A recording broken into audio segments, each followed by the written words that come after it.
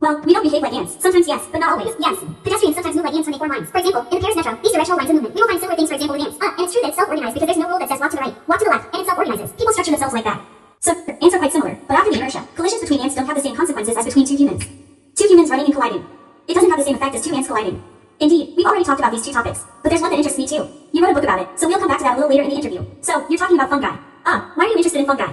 Well, it's recent actually. I had a postdoc in my lab who was a specialist in parasitism in fungi in ants. And so, we did a joint project because she wanted to work with me to see how ants that were parasitized by fungi modify their food harvest. And since I have recently specialized a lot in ant nutrition, we set up this project and the results were quite interesting. When the ants were sick, so they were attacked by a pathogen called Mycelium, which is a fungus. We saw that the ants did not make the same nutritional decisions as when they were not parasitized, and they would choose food sources that were quite toxic to them, so high protein food sources, whereas an uninfected ant would rather choose very sugary food sources. So we wondered why they do this. Is it the fungi that manipulates them? And so we looked into it, and it was the first time that this had been done. We actually raised parasitic fungi on different food sources and watched their growth, and we were able to identify the optimum for the fungus, which was a food source that was quite high in protein.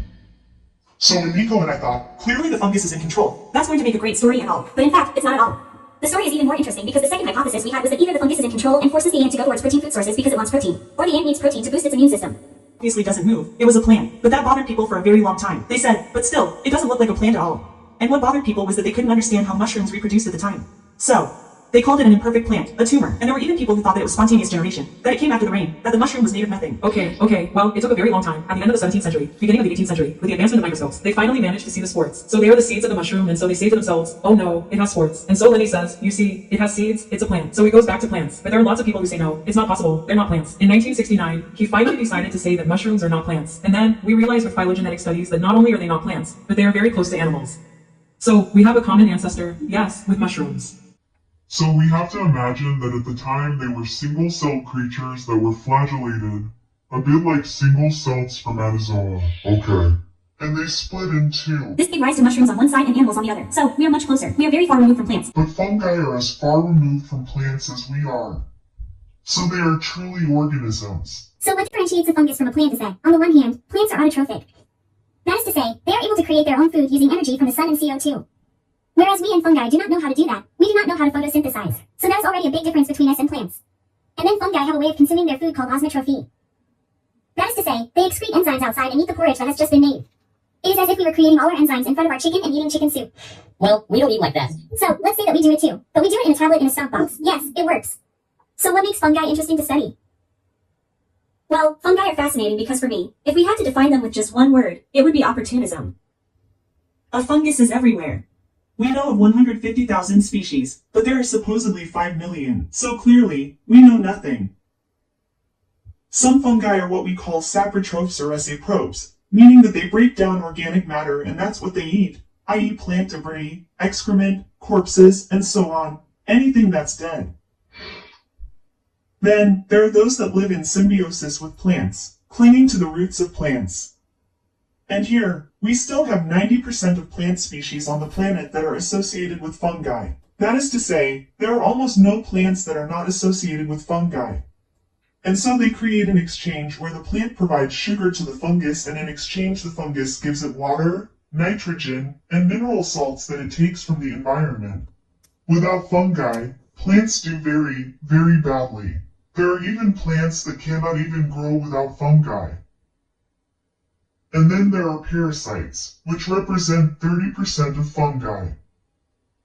But what is interesting is that a saprobe can sometimes be a symbiome and sometimes a parasite. They really have multiple personalities, and for example, the fungus that we studied within Mycelium, we can see it associated with plants, we can see it as a saprobe, and sometimes it is a parasite of insects. So really, is this opportunism where, well, in the end, we do what we can with what we have, and the fungus is the specialist in that, and they can digest amazing things. They can eat the things you have in your washing machine. You know, mold in the washing machine, in the little drawer where you put the detergent. You wonder, how did they get there? Well, they eat the detergent. They eat the detergent. Because there's carbon in the detergent. We find fungi in the tubes that lead to the airplane engine where we send the kerosene, because what does it eat? Kerosene. So fungi, as soon as the G-bones, they can eat it. They can eat almost anything. Okay, so we can really find fungi absolutely everywhere. Everywhere! We have 100 million of them on our heads, for example. It's quite worrying. Mycelium lives on our skin and feeds on our sebum all day long. And so these fungi. So we live in harmony. Right? There are hundreds of species of fungi in our digestive tract. They are part of the microbiota, whether on the skin or in our digestive tract, and normally, we live in harmony with them. And the problem comes when another fungus comes to us, which is more opportunistic than others.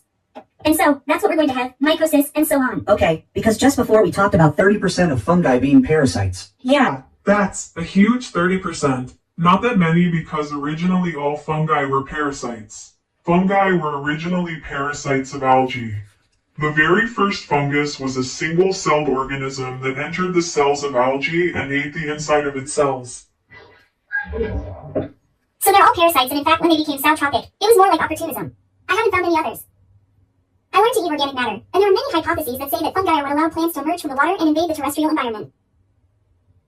So these are organisms that are parasitic in origin and have retained their parasitic heritage. Earlier, we also talked about fungi that attach themselves to plants. This is what we call mycorrhizae. Yes, exactly. There are two types of mycorrhizae. There are ectomycorrhizae and endomycorrhizae. The difference is to what extent the fungus penetrates the roots of plants. And so those that cause ectomycorrhizae are those that are often associated with trees. So these are a huge number of species of fungi, but ultimately only a very small number of plants, out of the 2,000 species of plants that are the trees that we know in our forests. And then you have a very small number of fungal species, around 200, which live in association with 90% of plants. Can they ingest carbon? That's really a question I ask myself during interviews. Oh yes. So they, well, of course, like us, they respire, so they produce CO2, but like plants, sometimes. Yes. So I don't think they play a role in global warming. On the other hand, global warming has an impact on fungi in the sense that fungi in general are what are called mesophiles, meaning that they are quite comfortable around 25 degrees Celsius and much less so at 35 to 40 degrees Celsius. And that's why we are not attacked much by fungi. Well, we are attacked by fungi, of course, but in proportion to the number of species, we are not attacked that much. And because what protects us? Our temperature. And with global warming, there are fungi that are not going to do very well. But there are those that are going to adapt, and by adapting to high temperatures, we mammals become other potentials. So it can have an effect. It can ultimately come back to bite us. Yeah, okay. Well, that's good to know. So that's a perfect segue for your book, which is about mushrooms of the apocalypse. Can you explain a little bit about what you're talking about in this book? So, it's a hybrid book between fiction and science. So, it starts off like a science fiction book since it takes place in 2026 and is inspired by the last of UV series. Yeah. And so, we're not dealing with a kind of epidemic of fungi that are attacking us and that aren't really turning people into zombies, but it's pretty close. It's much closer to reality. So it's a fungus called Opiocordyceps that is inspired, like in the series, by the fungus that parasitizes ants. And so in the story, there's a mycologist who is at a concert with her daughter and who attends a concert, and there's a man in the audience who turns into a mushroom. It's a bit horrible. There's this mushroom coming out of the back of her head. My version's of inner alien. There you go. And so this lady, who is a mycologist, takes refuge in a small room under the stage, with her daughter and the DJ who is on stage, and they're stuck there. They're waiting for help. And so, the DJ, who is quite a curious character, says, well, since we're stuck here for 2 days, well, tell me a little bit about the origin of these mushrooms. Why are these mushrooms attacking us? And so the mycologist is going to tell the entire evolutionary history of mushrooms since 1 billion years ago, and she's going to recount all the apocalypses that we've known, which are ultimately quite close to the one that's told in Last of Us. Except that it hasn't affected us yet, but it has affected, for example, bats in the United States. Recently, it was around 2009, there was a fungus that was brought back to the United States, probably by a caver, which infected American bats, and we lost 7 million bats. 7 million. That is to say, it's as if in France, 1 in 8 people died following a surgical infection. Because of the fungus. Because of the fungus. It's a fungus that actually gets into the nose, ears, and especially the wings of bats and prevents them from breathing properly while they hibernate. It attacks them because when they hibernate, in fact, bats, their body temperature adapts to the outside temperature. So between 0 and 16 degrees Celsius. Perfect for the fungus. So it can attack them while they sleep. So it's not very nice to have fungus. And so there you have it. These apocalypses are real. They exist. And so this mycologist Is going to tell the story, and so we actually meet our characters. Again and again at the end of each chapter, and there is a character called Matthew, who is actually outside this small room. He was infected during the concert. He is a bug, and so we experience through him this entry of cordyceps inside his body and this transformation. Okay, so here, in relation to bats, we are talking about a direct attack. I have also heard of more or less direct attacks that modify the behavior of individuals. I am thinking of an ant that is contaminated by a type of fungus.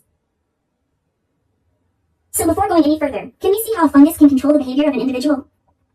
So yes, that's what we call it. So there are several fungi that can modify the behavior of insects. So far, we only know of examples in insects, but there are still 2 different lineages of fungi that have nothing to do with each other that have invented the same strategy for manipulating their hosts. And so there are what we call the entomophorales, which are destructive insects. In translation, entomophorale means insect destroyer. And then we have the ophioses that we talk about in Last of Us. In translation, entomophorale means insect destroyer.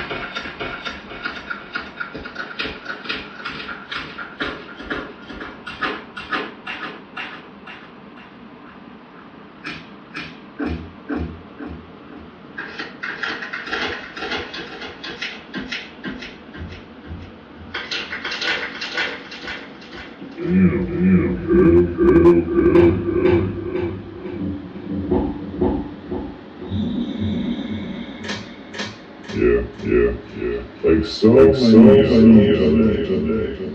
of them today. There you are, Virgo. Pissy. That is so weird. How is that your problem? Doesn't make it make sense. How is that uniform? That is weird.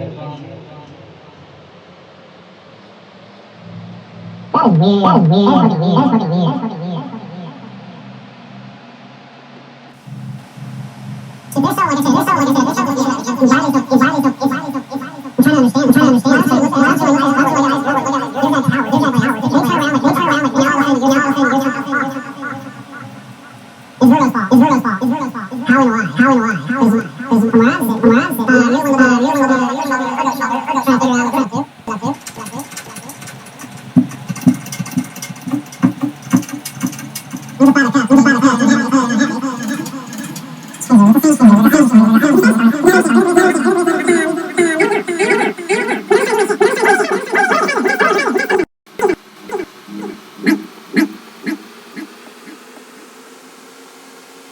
hasn't affected us yet. But it has affected 7 million bats. 7 million. That is to say, It's as if in France. 1 in 8 people died following a surgical infection. Because of the fungus. Because of the fungus. Perfect for the fungus. so it can attack them while they sleep. So it's not very nice to have fungus.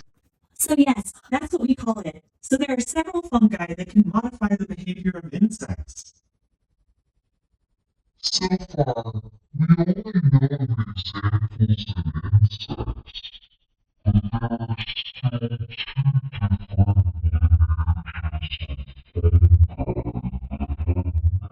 fungi.